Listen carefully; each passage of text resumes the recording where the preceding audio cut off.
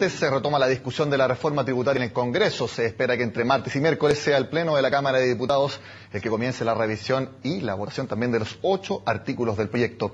Eso sí, el debate al respecto suma un nuevo capítulo. El Centro Latinoamericano de Políticas Económicas Sociales, más conocido como CLAPES-UC, tiene una propuesta alternativa que mantiene algunas medidas de la iniciativa del gobierno y propone nuevas, pero que, por ejemplo, no contempla la eliminación del FUT. Queremos entender bien esta alternativa de reforma tributaria y por eso nos acompaña Felipe Larraín, ex ministro de Hacienda y también director de CLAPES-UC. Felipe, gracias por su tiempo en Agenda Económica. Encantado, con mucho gusto estar acá, Nicolás.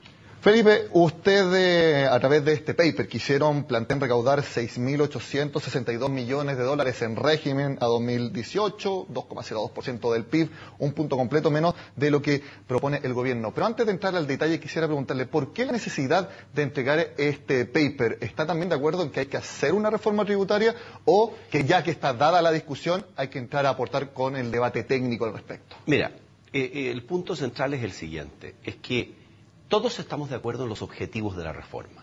Y aquí no hay quienes quieren un Chile más inclusivo y los que quieren un Chile menos inclusivo. Y de hecho, y lo quiero decir con mucha tranquilidad, pero también con responsabilidad y porque hay que hablar con la verdad. Nosotros en materia de inclusión, en materia de reducir la desigualdad, durante el gobierno anterior logramos reducir la desigualdad y reducir la pobreza. Esto fue contrario a lo que pasó en el periodo 2006-2009.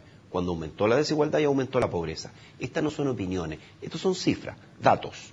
Entonces, esta idea de que no es así, eso es, hay que contarle la verdad al país. Todos queremos una sociedad más inclusiva. Yo en lo personal, desde hace 20 años que vengo investigando los temas de desigualdad y tengo trabajos publicados fuera de Chile, cuando era profesor de la Universidad Católica, como he vuelto a hacer, porque la verdad es que he estado toda mi vida ligado a la Universidad Católica desde que fui alumno hasta que luego fui profesor, pero incluso estuve fuera de Chile, nunca me desvinculé de la universidad, por lo tanto lo natural era que yo volviera a la universidad. Y en ese sentido, primer punto, la idea de esta sociedad más inclusiva, de reducir las desigualdades, la compartimos plenamente. En eso uno puede decir, bueno, si busco coincidencia, ahí tengo una. Pero nosotros tenemos dos problemas. De uno de esos nos hacemos cargo y del otro no, porque no podemos hacerlo todo en este trabajo. El primer problema es que, a ver, yo quiero estos recursos ¿para qué? No está claro para qué quiero los recursos. Los chilenos saben y se están dando cuenta cada vez más, Nicolás, que el uso de estos recursos no es claro, que los mecanismos que se están usando van a perjudicar a muchos sectores de la población. Entonces, lo primero que yo me pregunto, si yo lo que quiero es para aumentar la calidad en educación, todos queremos una educación de mayor calidad, una educación que al final es el pasaporte a la igualdad de oportunidades. Una persona que tiene una buena educación, una educación de buena calidad, puede surgir. Eso fomenta la movilidad social. Tenemos cualquier cantidad de buenos resultados, pero eso depende de las políticas que yo aplique. No conocemos esos proyectos de ley. No conocemos en qué se van a usar los recursos, excepto algunas manifestaciones generales del programa, que una es gratuidad en educación superior. Y eso significa entregar la educación superior gratuita al 10% más de más adinerados, de mayores ingresos de este país. Yo me pregunto si ese es el objetivo. Que el otro día en una investigación justamente de CLAPES, nosotros evaluamos qué significaba esto, un trabajo con Sergio Ursúa, en que un investigador de CLAPES, que a su vez es profesor de la Universidad de Maryland y profesor de la Universidad de Chile, que él investigó y dijo, bueno, entregar gratuidad son más de 5.000 millones de dólares y lo adicional son del orden de 3.000 millones.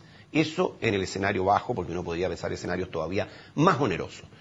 Si voy a usar los recursos en dar educación gratuita al 10% de mayores ingresos de este país, que son los que no tienen acceso ni a becas, ni a crédito con aval del Estado, a una tasa de interés del 2%, que fue, hoy día es una tasa obviamente subsidiada, y esa fue la tasa que se redujo durante el gobierno anterior, porque nosotros recibimos una tasa para el crédito con aval del Estado de 6%. Entonces, si lo que hago es eso, y además lo que hago con el resto de los recursos es eliminar el copago en la educación particular subvencionada, que es la posibilidad que una familia de clase media pueda contribuir para la educación de sus hijos, en promedio lo hacen en 20.000 pesos al mes, por hijo, los que están en la educación particular subvencionada, desorden. Entonces, yo creo que esas son las políticas, tengo enormes dudas. El otro día hicimos un seminario en la Universidad Católica, en que justamente hablamos y debatimos gratuidad. Bueno, ¿y cuál es la garantía de calidad que me da la gratuidad? ¿Qué es lo que compro yo con estos recursos? Entonces, esa es la primera gran duda que tenemos en este proyecto. Y establecida esa duda, sí. ¿Por qué entonces dar una propuesta de reforma tributaria, porque tiene que ir al debate técnico ya que está planteada la discusión, hay que acercar posturas, está demasiado atrincherada las distintas vertientes a favor o en contra de la reforma? Yo creo que el que está atrincherado es el gobierno, francamente hablando. El que está atrincherado son los que están proponiendo esta reforma. Y aquí está el segundo gran punto. Esta reforma, lo digo responsablemente, porque lo he estudiado muy bien y ahí tengo un documento que estamos presentando justamente para contribuir al debate. Esta reforma perjudica a la economía, va a perjudicar la creación de empleo en forma significativa, el crecimiento y la inversión. Usted tiene cifras, de hecho. Tengo cifras. Va a perjudicar a las pymes, va a perjudicar a la clase media a través de lo que va a significar en todo el mercado de la vivienda, que es muy potente lo que está haciendo a través del el aumento al doble del impuesto al crédito, el impuesto de timbre y estampilla. Y además va a perjudicar a los pensionados. Eso lo dicen todos los que han estudiado con alguna imparcialidad, con alguna objetividad este proyecto. Lo sorprendente es que hasta el momento el gobierno lo que sigue diciendo es que esta reforma no tiene ningún efecto en ninguna de estas variables. Yo creo que el sentido común de los chilenos se está imponiendo. Cada semana conocemos una nueva encuesta que dice que el apoyo a la reforma es más baja que la semana anterior. Y yo creo que es aquí donde la gente se está empezando a dar cuenta que esto va a significar mayores precios de productos, en particular mayor precio para la vivienda de clase media, porque se está eliminando la exención parcial de IVA a aquellas viviendas entre 2.000 y 4.500 UF. No estamos hablando de viviendas para las personas más adineradas de este país. Estamos hablando de viviendas de clase media, una vivienda de 2.500 UF, va a haber el fin, y eso va a ser el fin de la exención parcial de IVA, y eso va a significar del orden de un 13% más de precio, de costo de esa vivienda. Entonces, ¿qué es lo que estamos haciendo nosotros? Decirle, mire, supongamos que usted quiere financiar un determinado programa, que todavía no sabemos cuál es, ¿no es cierto? Porque los proyectos no se han presentado, o porque no hay ninguna evaluación de lo que se va a hacer con los recursos, que es el mínimo test que uno debería hacer cuando está planteando un proyecto. Cuando nosotros planteamos una reforma tributaria, nosotros dijimos, por ejemplo, sí que quiere hacer, nosotros queremos en parte reducir el CAE, queremos aumentar las becas. Estaba clarito lo que íbamos a hacer con los recursos. En nuestra reforma del año 2012, en que nosotros hicimos 2 reformas tributarias. Entonces, también tenemos alguna experiencia en esa materia. Al respecto, usted incluso han delineado, Felipe, los detalles. Por ejemplo, mantienen el impuesto de primera categoría de 20 a 25%. Eso está igual que en el proyecto del gobierno.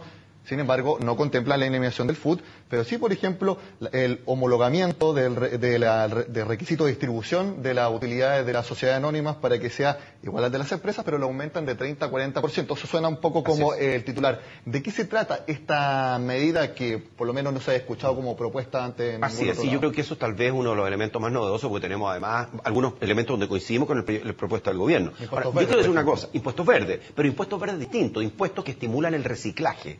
Más que impuestos que van a significar una mayor cuenta de la luz y una menor competitividad de las empresas chilenas, porque va a subir los costos energéticos, si se van a hacer. Entonces, en el tema lo que me está... El homologar la distribución de la utilidad de las sociedades. Hoy día, las sociedades anónimas abiertas tienen el requisito de distribuir al menos un 30% de las utilidades.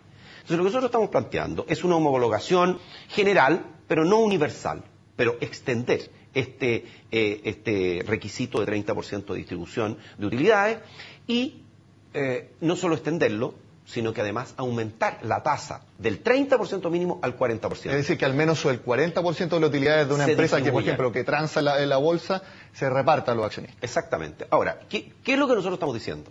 Dado que yo quiero recaudar una determinada cantidad, y voy a explicar por qué las diferencias de recaudación entre las dos propuestas, pero dado que yo quiero financiar un programa social que tenga una forma menos dañina de recaudar los recursos, y esto... Quiero decir una cosa, Nicolás, esto lo estamos diciendo no solamente nosotros, y muchos economistas que vienen de fuera, del mundo más técnico, digamos, dudas que se han planteado fuera de Chile en esta materia, lo están diciendo 3 exministros de Hacienda de la Concertación. Lo ha dicho Eduardo Ninat, lo ha dicho Andrés Velasco, y hoy día lo dice Manuel Marfan. ¿Y esta entrevista? Entonces, yo esta distribución, Felipe, para un poco para... Sí, yo creo que es sorprendente que no se quiere escuchar y que se siga adelante. La distribución significa que al distribuir va a tributar el que está recibiendo el dividendo, pero no se pierde el principio de que las utilidades retenidas pagan el impuesto que pagan a nivel de empresa. Vamos a mantener con esta propuesta, proponemos mantener el los incentivos para las pymes a través del mecanismo del 14 bis, el 14 quater. Eso lo mantienen, exactamente. Eso lo mantenemos. Esa franquicia se mantiene. Porque hoy día es muy importante para 110.000 empresas aproximadamente que están entre 14 bis y quater. ¿Qué significa básicamente? Pues es un lenguaje muy técnico, pero significa básicamente que aquella parte de las utilidades que es retenida no paga impuestos. Entonces, queremos mantener esos regímenes de los cuales no estamos hablando de pocas empresas, 110.000 empresas de las 850.000 aproximadamente empresas activas en Chile, estamos hablando de un 12, un 13% del total de empresas de Chile está adscrita a estos mecanismos que han tenido, oiga, no todos ellos, uno de ellos se hizo durante el gobierno del presidente Piñera, otro se hizo en un gobierno anterior de la Concertación. O sea, estamos hablando del país que hemos construido entre todos y que de repente se quiere borrar de la noche a la mañana con una propuesta que es radical de cambio y que va a tener costos muy fuertes en la economía. Yo le quiero decir que con esto no solo recaudamos los 6.900, que es menos que como 1.300 millones de dólares, menos de lo que está planteando el proyecto del gobierno, pero además nosotros calculamos que el efecto en la economía es alrededor de un tercio. Porque es un efecto negativo, eso hay que decirlo. Esto tiene un costo en la inversión, en el crecimiento, en el empleo, pero es alrededor de un tercio. Y le quiero decir más, si nosotros consideráramos lo que significa esto en materia de mayor crecimiento económico con esta propuesta que con la que está haciendo el gobierno, tendríamos una recaudación adicional, si fuera un punto por año de mayor crecimiento económico, bueno, tendríamos 600 millones el primer año, 1.200 el segundo, 1.800 el tercero, 2.400 el cuarto. Ese es el efecto que se va componiendo una economía que crece, por ejemplo, al 3 versus otra que crece al 4, o una que crece al 3,5 versus otra que crece al 4,5. Entonces, lo que estamos haciendo es cuidar el empleo. Estamos partiendo de la base que hay un objetivo de recaudación. Esto no es la reforma que nosotros habríamos propuesto en un comienzo, porque nosotros nos interesa, sí tenemos algunas coincidencias, en materia de evasión, en materia de elusión, hay cosas que se pueden hacer. También en materia de impuestos verdes, más en el tema del reciclaje que en el tema de encarecer la cuenta de la luz para todos los chilenos, porque ese es otro cuento, que se le han contado al país, que esto va a afectar solamente a un pequeño grupo de los chilenos y esto lo van a vivir y lo van a pagar todos los chilenos. Bueno, de hecho, otras partes, por ejemplo, de lo que ustedes plantean es también subir los impuestos a la bebida alcohólica sobre 40 grados y también eliminar... que es lo que teníamos en la propuesta del año 2012 y que al final lo tuvimos que sacar porque no hubo acuerdo, no teníamos los votos para poder implementarlo. Y también eliminar, por ejemplo, la exención del IVA a los juegos de azar y también a los espectáculos. Así es. Parte de lo que ustedes proponen en Clape SUC como reforma tributaria y que seguiremos analizando a la vuelta comerciales en esta entrevista con el exministro de Hacienda, Felipe Larraín. Seguimos conversando con el exministro de Hacienda, Felipe Larraín. Felipe, para terminar, la propuesta que usted tiene en Clape SUC como reforma tributaria, mantiene eso sí las medidas anti-evasión y anti-elusión que le dan más facultades al servicio de descuentos externos, algo que estuvo bastante en la polémica por el tema de que se le da mucha discrecionalidad a un organismo del Estado, que iba a ser casi juez y parte. Sí, momento. Lo que nosotros, lo que pasa es que lo que decimos anti-evasión se puede hacer, pero sin la cantidad de atribuciones que se le está entregando. Un servicio de impuesto interno un poco más acotado. Nosotros podemos entregar el servicio de impuesto interno, en fin, una serie de mecanismos, como por ejemplo, más inversión en una plataforma tecnológica. Hay miles de maneras en que se puede lograr. Entre ellos, quiero decir también, porque es interesante poder potenciar la factura electrónica, la ley que hace obligatoria la factura electrónica, que fue aprobada durante el gobierno anterior y que va a rendir sus frutos durante este gobierno. Nosotros estimábamos que solo el hacer obligatoria la factura electrónica en régimen genera, y esta es una estimación conservadora, 700 millones de dólares anuales de mayor recaudación. Y eso, como usted entiende, es una recaudación que viene por reducir evasión. O sea, no estamos aumentando las tasas de impuestos, sino que estamos expandiendo la base. Felipe, para que esta propuesta de ustedes entre al debate, ¿cómo lo plantean, cómo lo van a hacer supuestamente en el Senado y en la Comisión de Hacienda del Senado, donde por el menos el sector privado tiene todas las fichas puestas para que se escuchen sus ideas, para que se escuchen sus aportes? ¿Cómo planean ustedes que esta propuesta entre al debate? Mire, en primer lugar la hemos puesto a disposición de la opinión pública. Y ya he estado en algunos medios audiovisuales y medios escritos. También estamos disponibles, encantados de participar. Si nos invitan a la Comisión de Hacienda del Senado, que si es así, yo voy a ir con el mayor de los gustos a poder exponerla. Quiero decir que a mí me tocó participar en la Comisión de Hacienda de la Cámara y que fui tratado con mucha deferencia porque yo tuve algo más de una hora para poder de intercambio con los parlamentarios de la Comisión de Hacienda. Más que el resto de los gremios. Pero quiero decir que fue una situación bastante especial. Yo espero, francamente, que el nivel de diálogo que se dé en el Senado sea muy superior al que se ha dado en la Cámara. Se ha visto, por ejemplo, al presidente de la Comisión de Hacienda, Lagos Weber, reunido con la CPC, reunido con los productores de bebida alcohólica y no alcohólica. Hoy día estuvo reunido con la Asociación de Emprendedores. Lo mismo también ha hecho, por ejemplo, Andrés Saldívar. Entonces se está viendo como un pre-lobby de los senadores para ver las sensibilidades de los distintos gremios. Sí, pero a mí me parece muy bien eso, pero también creo que no solamente se reúnan con los gremios y con el sector privado, que escuchen los planteamientos de sus propios exministros de Hacienda, que escuchen lo que ha dicho Eduardo Ninat, Andrés Velasco y lo que ha dicho Manuel Marfán, que son 3 exministros de Hacienda de la Concertación que están planteando, el otro día en un planteamiento más general, también Alejandro Foxley puso una nota de cautela frente a aquellos proyectos que no son fruto de consensos amplios. Hoy día lo vuelve a decir Marfán, todos colegas a quienes yo respeto y aprecio, y francamente creo que deberían escuchar al menos, si no quieren escuchar a los demás, que escuchen por lo menos a los propios, a los que tienen una voz disonante, y que no escuchen la voz de aquellos, solamente la voz de aquellos que esta reforma tributaria se hizo entre 4 paredes. Esa es la realidad. Felipe, la realidad, y ya cambiando de tema, es que estamos en una economía que es muy distinta a gran parte de la administración que usted fue ministro de Hacienda.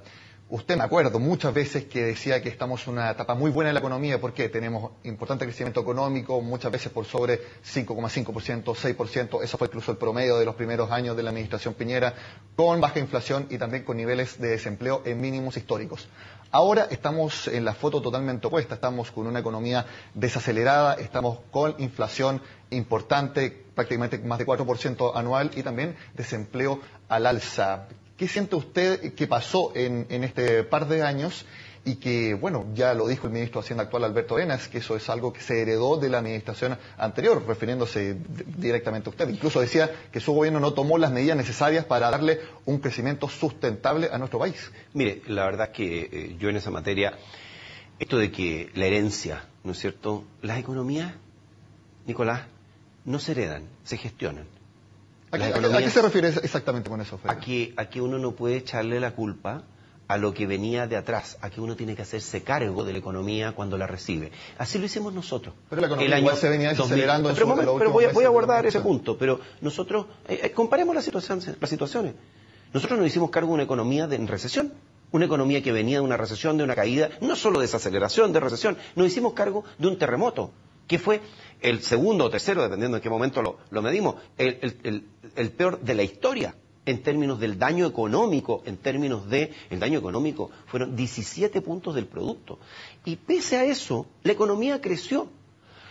Cayó un solo mes en Japón el terremoto, generó una recesión de un año, aquí generó una recesión de un mes. Nosotros nos hicimos cargo inmediatamente del problema, entendiendo que veníamos de una situación de recesión y de una situación de terremoto, y sacamos la economía adelante. Entonces, ¿sabe lo que yo quiero decirle? Es que aquí esto no viene de 2 años, que tú dices los últimos 2 años. No, esto viene de los últimos meses. En particular, esto viene del segundo semestre del año pasado, donde empezó a caer en forma muy fuerte la inversión. La inversión cayó en el tercer y el cuarto trimestre del año 2013. ¿Sigue manteniendo que la inversión se cayó en gran parte por el anuncio de la reforma? Yo digo que en parte significativa, sin duda, pero sin duda. A ver, ¿por qué será que Chile es el país donde más cayó la inversión en América Latina en el segundo semestre del año pasado, después de Venezuela? Habla de la maduración de las inversiones mineras. Bueno, ¿y por qué no hablamos de la maduración de las inversiones mineras de Perú entonces? Donde en Perú hay una cantidad enorme de proyectos y se desaceleró Perú, pero no se produjo una caída de la inversión.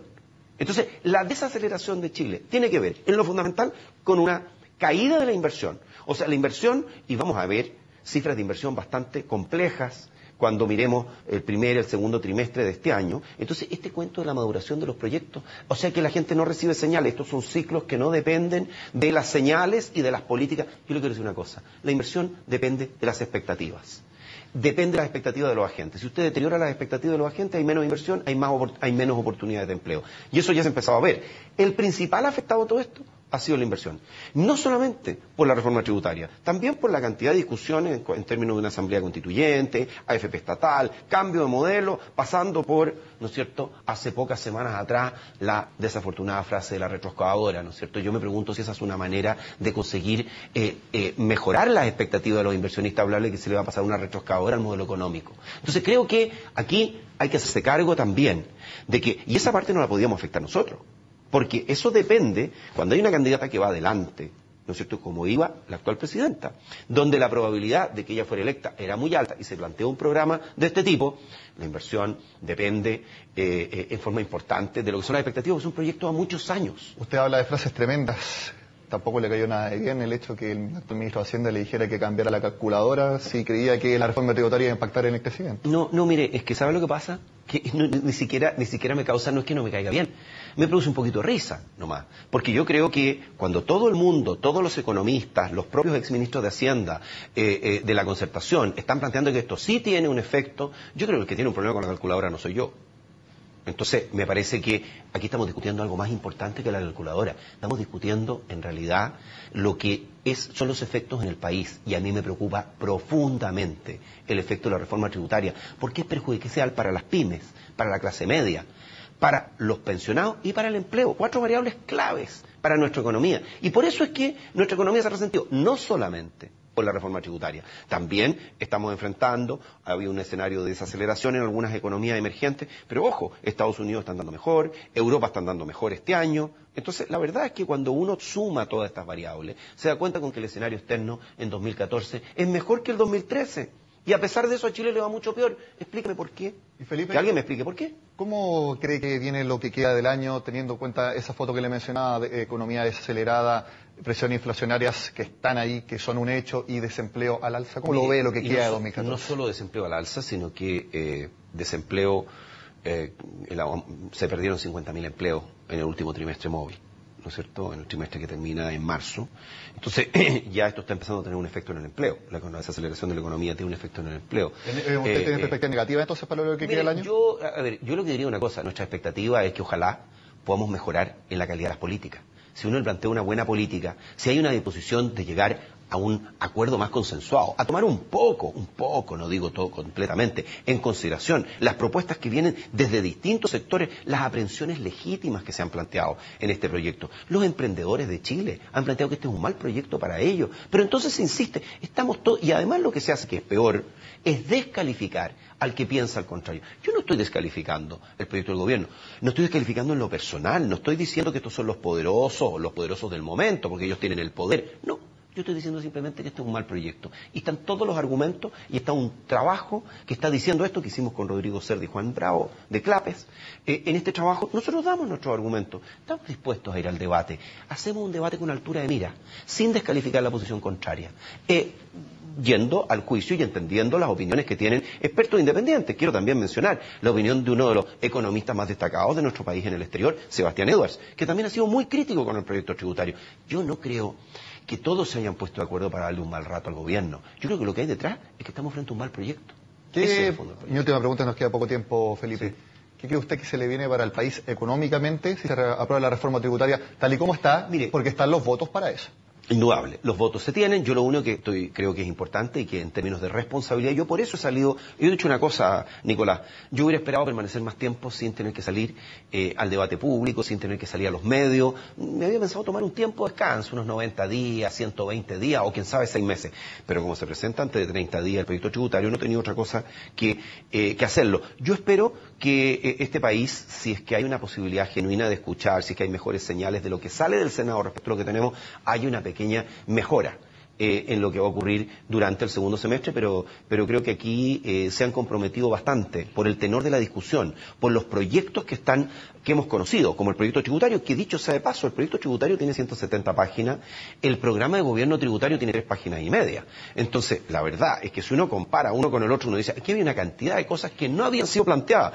Y por lo tanto, el proyecto tributario que surgió después, y esto no lo digo solo yo, fue más malo que el que se podía esperar dado el programa. Entonces, eso ha traído un efecto adicional sobre la economía. De tal manera que aquí la responsabilidad de poder retomar el dinamismo económico está en nuestras autoridades, está en el gobierno. Es el gobierno el que se tiene que hacer cargo de generar las confianzas, de generar los consensos para que las políticas no las hagamos con mayorías efímeras o con mayorías transitorias. Porque está muy bien, ellos tienen la mayoría, pero uno no puede andar cambiando cada 4 años el sistema tributario del país. Felipe, usted ha sido profesor de macroeconomía toda su vida. Mi última pregunta, ¿qué nota le pone al proyecto y también a la discusión del proyecto? Mire, este semestre no estoy haciendo clases.